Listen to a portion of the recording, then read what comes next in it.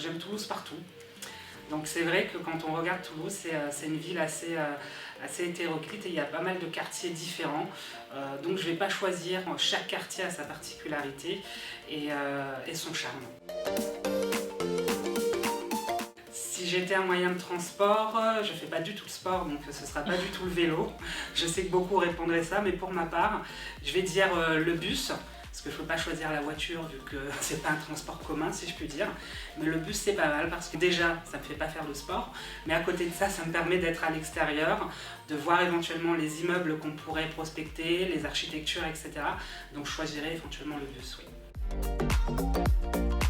Forcément, je pense à la place du Capitole, là où on se réunit, là où il y a les animations, le marché de Noël, ce serait le Capitole. Je ne vais pas choisir quelque chose de light, je vais prendre la croustade aux pommes et bien entendu avec la boule de glace vanille, donc le simple fait d'en parler déjà, je veux en manger une là.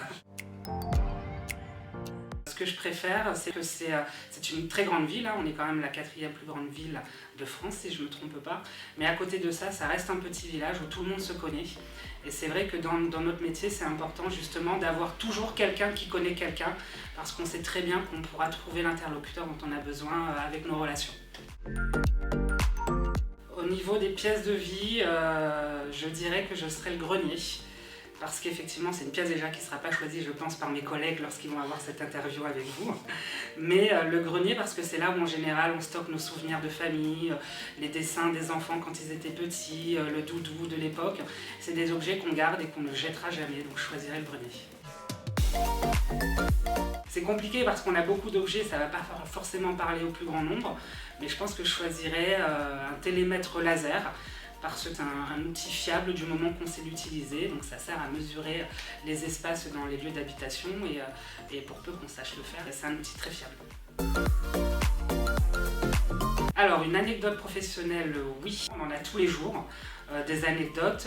Celle qui m'a le plus marquée, où je me suis rendu compte que le syndic il faisait un peu tout, c'est un copropriétaire qui m'a appelé un jour gentiment pour me demander si j'avais pas l'idée d'un traiteur pour le mariage de sa fille.